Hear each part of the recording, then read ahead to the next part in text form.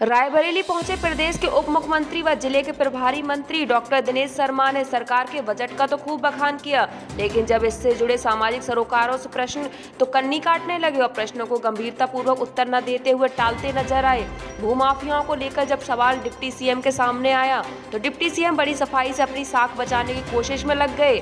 सरकार द्वारा पेश बजट का गुणगान करने शहर के एक होटल में पहुंचे डिप्टी सीएम पत्रकारों से रूबरू हो ही रहे थे।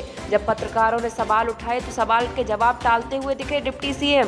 केंद्र सरकार का बजट पास होने के बाद आज रायबरेली पहुंचे डिप्टी सीएम दिनेश शर्मा ने एक प्रेस वार्ता की, जिसमें वह पत्रकारों से रूबरू हुए। उन्होंने अपनी सरकार के कामों को गिनवाया। डिप्टी सीएम ने बताया कि जो केंद्र सरकार ने बजट पास किया वह स्वास्थ्य, शिक्षा व किसानों के हित के लिए है। जो बजट पास हुआ उसमें किसानों की आय का जो मुनाफा होगा वह 1.5 गुना से ज्यादा होगा। वहीं जब पत्रकारों ने डिप्टी सीएम से एंटी भूमाफिया के बारे में प्रश्न किया तो डिप्टी सीएम बंगले झांकते नजर आए और उन्होंने सब सवालों के जवाब टाल दिए। गोलमाल जवाब देते हुए कहा कि जब पीड़ित व्यक्तिगत मिलेगा तो देखेंगे। पंचायत चुनाव को लेकर कहा कि पहले पंचायत चुनाव होंगे, उसके बाद होंगी बोर्ड परीक्षाएं। इसमें लगभग 56 लाख अभ्यर्थी बैठेंगे। परीक्षाओं की पूरी तैयारी की जा रही है। क्वेश्चन न्यूज के लिए रायबरेली से असद खान की रिपोर्ट।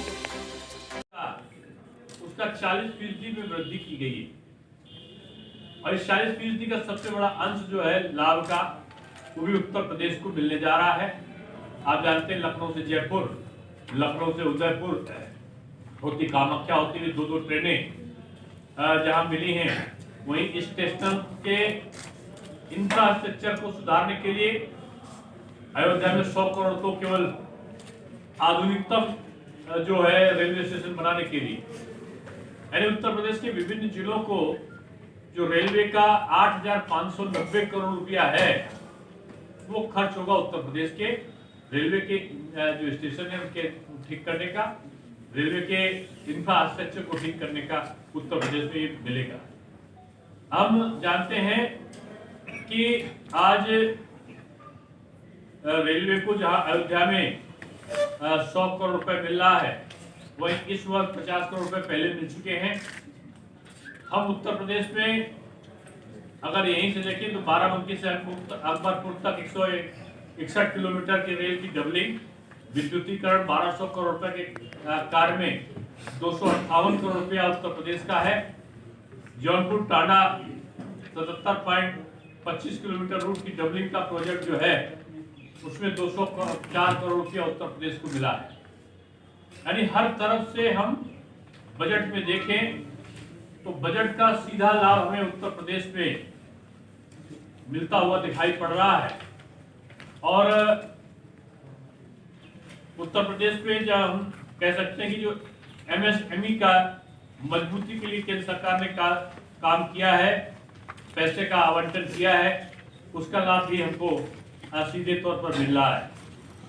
हम इस बात के लिए भी मोदी जी का धन्यवाद देते हैं कि उन्होंने किसान के आय को दुगनी करने के लिए तमाम जहां प्रयत्न किए हैं, वहीं एग्रीकल्चर इंफ्रास्ट्रक्चर फंड का भी गठन किया है। और हम कह सकते हैं कि जो एमएसपी पर खरीद में हमारी वृद्धि हुई है, जो यूपीए सरकार की समय जो हमारा मूल्य था उससे कई गुना ज्यादा की वृद्धि हुई है। हम हर तरफ इस बात को जान सकते हैं कि मोदी सरकार ने हमारे किसानों के खाते में 3 गुना राशि, जो यूपीए सरकार में जितनी राशि थी उससे 3 गुना राशि किसानों के खाते में सीधे पहुंचाई है।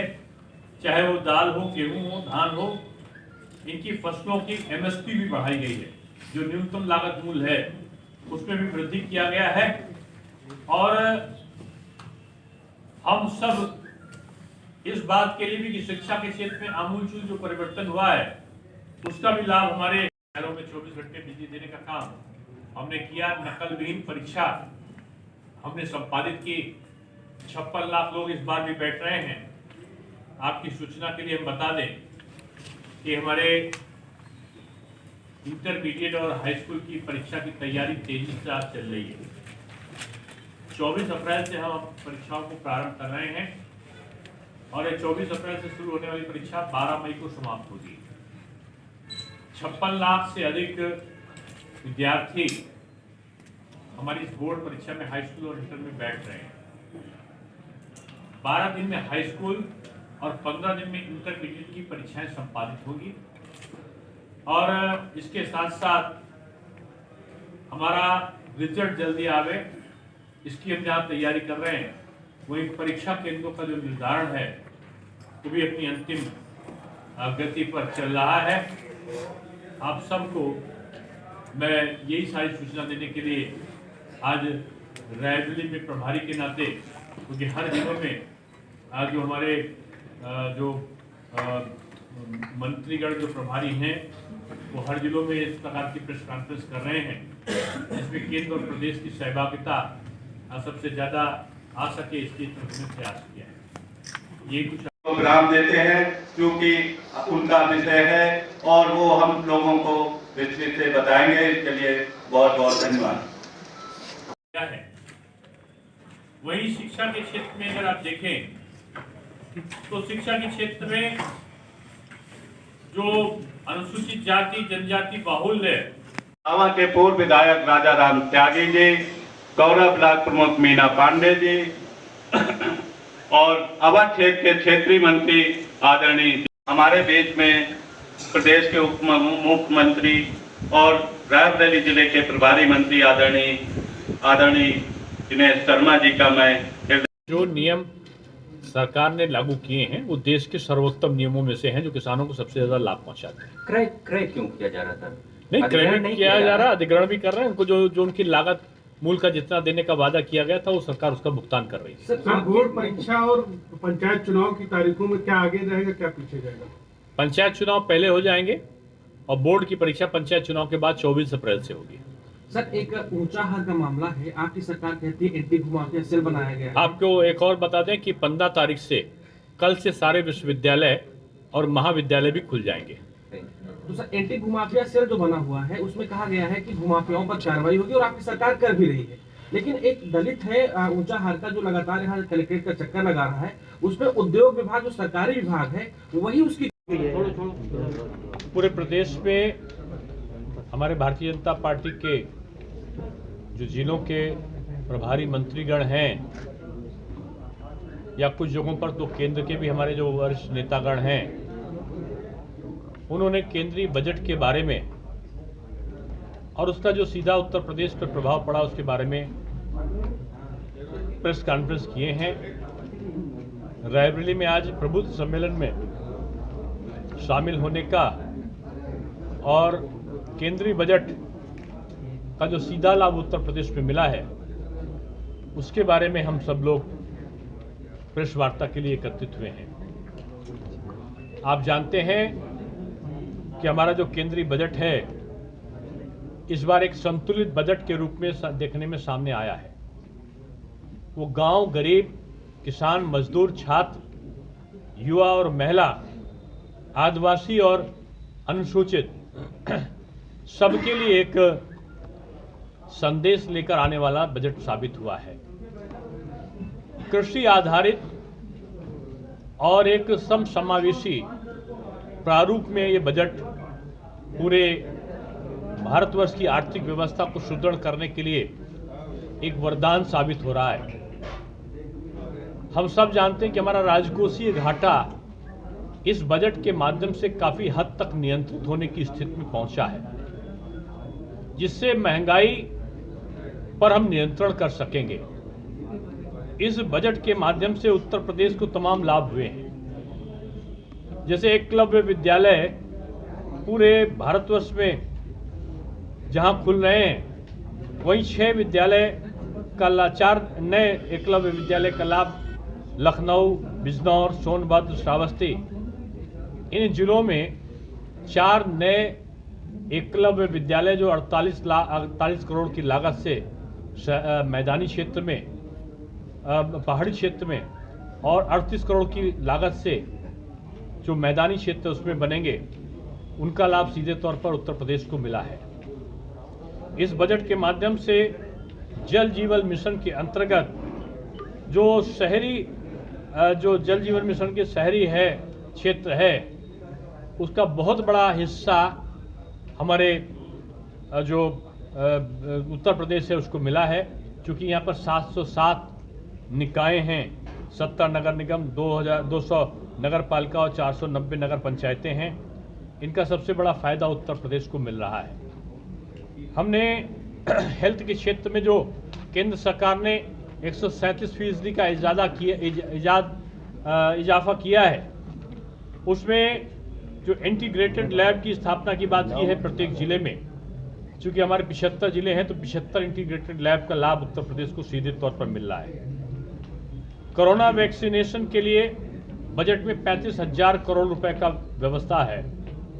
उत्तर प्रदेश की आबादी 24 करोड़ है और सबसे बड़ा प्रदेश होने के नाते वैक्सीनेशन के 35,000 करोड़ रुपए का अधिकांश भाग का लाभ उत्तर प्रदेश को मिलने जा रहा है। केंद्र सरकार ने एमएसपी का जो लाभ पूरे देश को दिया है कि उत्पादन लागत का 1.5 गुना दाम दिया जाए, उसका सीधा जो लाभ है वो उत्तर प्रदेश को मिलने जा रहा है, क्योंकि सबसे ज़्यादा गेहूं और धान की खरीद हमारे उत्तर प्रदेश में की गई है। इसलिए एमएसपी का जो सबसे बड़ा हिस्सा है वो उत्तर प्रदेश को मिलने जा रहा है। हम इस बात को भली बात जानते हैं कि जो केंद्रीय कर में उत्तर प्रदेश का हिस्सा बहुत बड़ा होता था, उसमें भी 63,000 करोड़ रुपए की कमी की गई है। इसका सीधा प्रभाव उत्तर प्रदेश को मिलेगा और केंद्र सरकार ने वैसे भी सभी प्रदेशों के लिए जो केंद्र को प्रदेश का करों के रूप में हिस्सा मिलता था, उसमें जो 32-33% वो उत्तर प्रदेशों को देते थे, जबकि बढ़ाकर 40% से ऊपर उन्होंने किया है। उसका लाभ भी प्रदेशों को मिलने जा रहा है। रेलवे में सबसे बड़ा हिस्सा उत्तर प्रदेश को 40%, जो पिछले बजट का 40% ज़्यादा लाभ इस बार उत्तर प्रदेश को मिल रहा है। उत्तर प्रदेश में नई ट्रेनें चली हैं। अयोध्या के स्टेशन का 100 करोड़ से जहां सौंदर्यीकरण होगा, वहीं कई क्षेत्र उत्तर प्रदेश के ऐसे हैं जिनके रेलवे लाइन की डबलिंग का काम, रेलवे स्टेशनों के सौंदर्यीकरण का काम, उनके इंटरनेट और वाईफाई का आधुनिकीकरण का काम, उनके विद्युतीकरण का काम, ये सबसे बड़ा हिस्सा आज 8,590 करोड़ रुपए का रेलवे का ये उत्तर प्रदेश को मिल रहा है। उत्तर प्रदेश एक तरीके से मुख्यमंत्री योगी आदित्यनाथ जी के नेतृत्व में जहां चहुमुखी विकास की तरफ बढ़ रहा है, गेहूं की, धान के क्रय केंद्र हमने खोले हैं। गांवों में 18 से 22 घंटे गांव तहसीलों में बिजली और शहर में 24 घंटे बिजली देने का काम जहां हमने किया है, वहीं समय से परीक्षा, विद्यालयों के सत्र का नियमितीकरण और नए पाठ्यक्रम का समावेश, नकल विहीन परीक्षा, सस्ती दरों में पुस्तकों की उपलब्धता, हमने शिक्षा के क्षेत्र में एक नई क्रांति लाए हैं। उच्च शिक्षा के क्षेत्र में जहां 52 नए महाविद्यालय बने हैं, वहीं 3 जो सरकारी स्तर के विश्वविद्यालय हैं उन पे काम चल रहा है निर्माण का। वहीं दर्जनों निजी क्षेत्र के जो विश्वविद्यालय हैं वो उत्तर प्रदेश में नए खुलने जा रहे हैं। उत्तर प्रदेश में डिफेंस कॉरिडोर, हमारा बुंदेलखंड एक्सप्रेसवे, पूर्वांचल एक्सप्रेसवे, हमारा गोरखपुर लिंक रोड के साथ साथ तमाम प्रकार की जो विकास योजनाएं हैं, चाहे वो अयोध्या का सौंदर्यीकरण का हो, हमारा ब्रज क्षेत्र का ब्रज परिपथ के रूप में उसका निर्माण का हो, काशी के सौंदर्यीकरण का हो, उत्तर प्रदेश के प्रत्येक जिले में सड़क, बिजली और पानी की व्यवस्था का हो, या किसानों के ऋण माफी से लेके सम्मान राशि तक भेजने का काम हो, उत्तर प्रदेश प्रत्येक चीज में अव्वल काम कर रहा है। इस नाते आज हम सब लोगों ने अलग अलग जगहों पर जो प्रेस कॉन्फ्रेंस की है, उसका सीधा मकसद यही है कि हमारा उत्तर प्रदेश अपराध के क्षेत्र में एक नियंत्रित अब व्यवस्था के तहत उत्तर प्रदेश का संचालन कर रहा है सुशासन के रूप में योगी जी के नेतृत्व में। वहीं फसलों का उत्पादन बढ़ा है, महंगाई पर नियंत्रण हुआ है, शिक्षा के द्वार खुले हैं।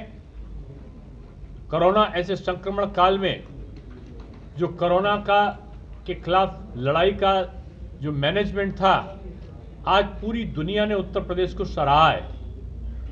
आज भारतवर्ष में विभिन्न जो सर्वे हुए हैं उसमें उत्तर प्रदेश के मुख्यमंत्री को सबसे कुशल मुख्यमंत्री के रूप में आज स्थापित करने का काम, बताने का काम हमारे जो सर्वे हुए उन्होंने किया है। तो ये एक तमाम कार्य थे जिनके लिए आज हमने प्रेस कॉन्फ्रेंस आयोजित की थी।